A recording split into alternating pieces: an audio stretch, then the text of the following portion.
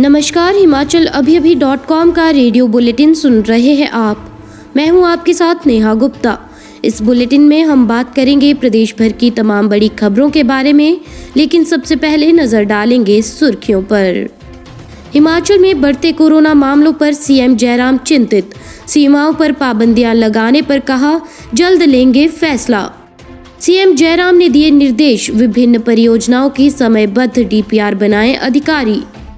खेल मंत्री राकेश पठानिया बोले, ओलंपिक, एशियन और कॉमनवेल्थ खेलों के पदक विजेताओं को मिलेगी पेंशन। कुलदीप सिंह राठौर बोले, जयराम सरकार ने सीमेंट कंपनियों को दी प्रदेश के लोगों को लूटने की खुली छूट। लाहौल में 2 स्थानों पर हुआ हिमस्खलन, मनाली लेह मार्ग हुआ बाधित। कुल्लू में बड़ा हादसा, गहरी खाई में लुढ़की जेसीबी, 4 की मौत, 3 घायल।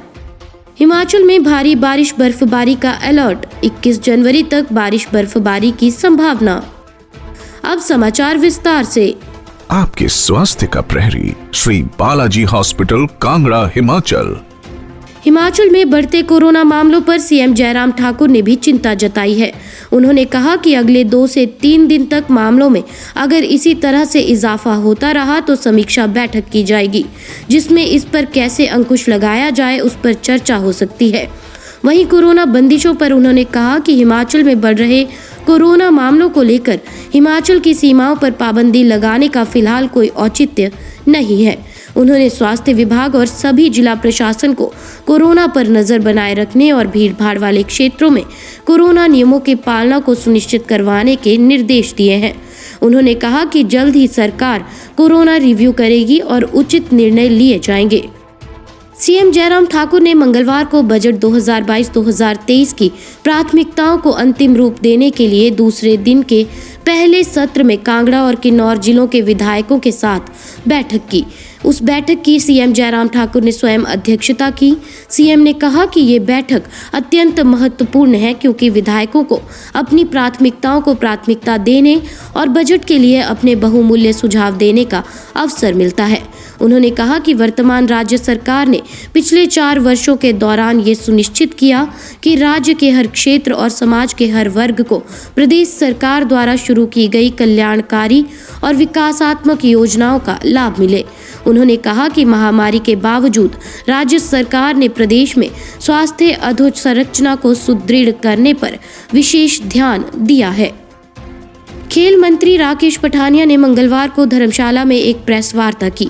इस दौरान उन्होंने सरकार द्वारा बनाई गई स्वर्ण जयंती नई खेल नीति 2021 के बारे में जानकारी दी। उन्होंने बताया कि नई खेल नीति के अनुसार यदि कोई खिलाड़ी ओलंपिक, शीत ओलंपिक, पैरा ओलंपिक खेलों में गोल्ड जीतेगा तो उसे 3 करोड़ रुपए, सिल्वर मेडल पर 2 करोड़ रुपए और कांस्य पदक विजेता को 1 करोड़ रुपए मिलेंगे। नई खेल नीति में खेल संघों को मजबूत करने के लिए कई प्रावधान किए गए हैं। एक खेल के लिए एक ही संघ बनाने का इसमें सबसे बड़ा प्रावधान है। निष्क्रिय हुए खेल संघों की मान्यता रद्द करने का भी इसमें व्यवस्था है। ओलंपिक, एशियन और कॉमनवेल्थ खेलों के पदक विजेता को पेंशन दी जाएगी।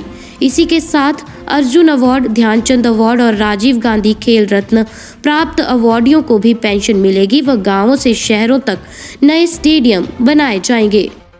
कांग्रेस अध्यक्ष कुलदीप सिंह राठौर ने प्रदेश में बढ़ते सीमेंट के दामों पर प्रदेश बीजेपी सरकार को आड़े हाथ लेते हुए कहा कि अपनी साठगांठ के चलते सरकार जानबूझकर लोगों को महंगा सीमेंट खरीदने को मजबूर कर रही है। उन्होंने कहा कि जयराम सरकार ने सीमेंट कंपनियों को प्रदेश में लोगों को लूटने की खुली छूट दे रखी है। कुलदीप राठौर ने कहा कि प्रदेश में पड़ोसी राज्यों की तुलना में 50 से 60 रुपए प्रति बैग लोगों से वसूले जा रहे हैं। उन्होंने कहा कि हिमाचल की स्वच्छ आबोहवा की कीमत पर बनने वाले सीमेंट प्रदेश के लोगों को महंगी दरों पर मिले, ये प्रदेश के लोगों के साथ लूट व अन्याय है। उन्होंने कहा कि प्रदेश में सीमेंट की दरें तुरंत कम कर प्रदेश के लोगों को राहत दी जानी चाहिए। शेष समाचार ब्रेक के बाद। आपके स्वास्थ्य का प्रहरी, श्री बालाजी हॉस्पिटल, कांगड़ा, हिमाचल। हिमाचल प्रदेश के जनजातीय जिले लाहौल स्पीति में धूप खिलने के बाद घाटी के कई हिस्सों में हिमखंड खिसकने का क्रम शुरू हो गया है, जिला आपदा प्रबंधन और BRO 94 RCC से मिली जानकारी के अनुसार मंगलवार को उपमंडल लाहौल में रोपसांग नाला और मुलिंग पुल के पास 2 स्थानों पर हिमखंड गिरे हैं। हिमखंड खिसकने से केलोंग मनाली सड़क मार्ग अवरुद्ध हो गया। सड़क से हिमखंड के मलबे को हटाने के लिए BRO की टीम जुट गई है।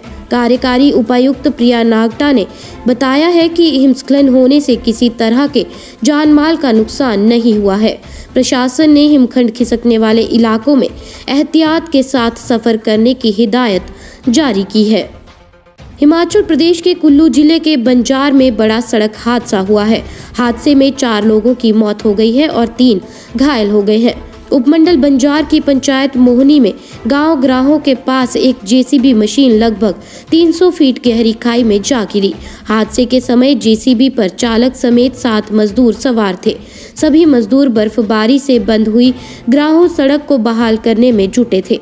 हादसे की सूचना मिलते ही 108 एम्बुलेंस सहित बंजार पुलिस का दल घटनास्थल की ओर रवाना हुआ और खाई से घायलों को निकालने का काम शुरू किया। हादसे में महिला समेत 4 लोगों की मौत हो गई और 3 घायल बताए जा रहे हैं। सभी मृतक लोक निर्माण विभाग के कर्मचारी थे। घायलों में 2 लोक निर्माण विभाग के कामगार व एक JCB चालक शामिल है। ताज़ा पश्चिमी विक्षोभ की सक्रियता का असर 21 जनवरी से हिमाचल प्रदेश में भी देखने को मिल सकता है। मौसम विज्ञान केंद्र शिमला की ओर से मंगलवार दोपहर को जारी बुलेटिन के अनुसार प्रदेश के मध्य व उच्च पर्वतीय कुछ भागों में 18 से 21 जनवरी तक बर्फबारी की संभावना है। वहीं मैदानी भागों में 20 जनवरी तक मौसम साफ रहने का पूर्व अनुमान है, जबकि 22 जनवरी को प्रदेश में भारी बारिश बर्फबारी का येलो अलर्ट जारी किया गया है। उधर प्रदेश के जनजातीय जिले लाहौल स्पीति के रोहतांग दर्रा, कुंजुम दर्रा तथा बारालाचा समेत ऊंची चोटियों पर सोमवार रात से ताज़ा बर्फबारी हुई है, जिससे सोलंग नाला से आगे लाहौल के सिस्सू तक वाहनों की आवाजाही बंद हो गई है। रेडियो बुलेटिन में आज के लिए बस इतना ही। कल फिर मुलाकात होगी। नमस्कार।